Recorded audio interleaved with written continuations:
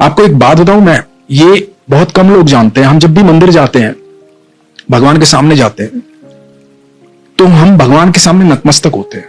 इसके दो कारण बताता हूं मैं आपको। जब हम भगवान के चरणों में अपना सर झुकाते हैं ना, नतमस्तक हो जाते हैं, तो जितना बोझ हमारे इस मस्तिष्क में होता है ना, जितनी दुविधाएं चल रही होती है, सारी दुविधाएं भगवान के चरणों में गिर जाती हैं और भगवान रोंद देते हैं। और जैसे ही आप नतमस्तक होकर के उठते हैं ना, तो आपको एक अद्भुत सुकून की प्राप्ति होती है। और ये क्रिया आप लगातार करते रहते तो आपके जीवन में दुख नहीं आता, क्योंकि आप भगवान के सानिध्य में रहते हैं। क्योंकि दुख की एक खासियत होती है, दुख बड़ा भोला भाला होता है।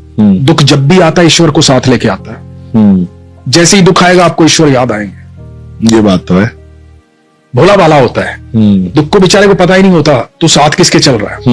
वो ईश्वर को साथ लेके आता है। उस वक्त में जो व्यक्ति ईश्वर को देखता है उसके लिए दुख हमेशा के लिए गायब हो जाता है, और जो दुख को देखता है उसके लिए ईश्वर हमेशा के लिए चले जाता है। ये आप पर निर्भर करता है कि आप चुनते क्या, दुख और ईश्वर से।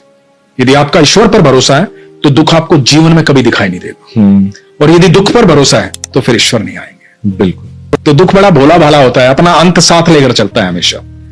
दूसरी जो बात, बड़ी प्यारी बात मैं आपको बताने जा रहा हूं, पूजा पाठ करने से, मंदिर में जाने से, जोत लगाने से भगवान की प्राप्ति नहीं होती जी।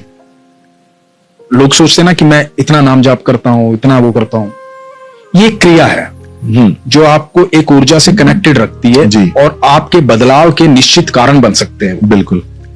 लेकिन भगवान की प्राप्ति ऐसे नहीं होती। भगवान की प्राप्ति कैसे होती है? देखिए, अभी बहुत सारी जातियां हैं, बहुत सारे धर्म हैं, लेकिन इंसान को 4 वर्णों में बांटा गया। कंठ ब्राह्मण, हाथ क्षत्रिय, पेट वैश्य और पैर शूद्र। तो हम जब भगवान के पास जाते हैं तो हम कहां माथा रखते हैं? चरणों में, उनके चरणों में, यानी कि शूद्र।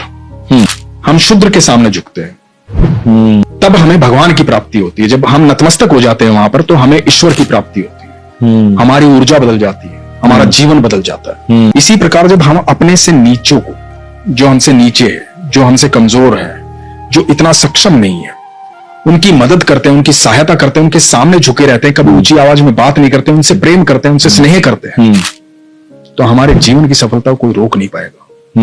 हमें ईश्वर की प्राप्ति होगी। बिल्कुल।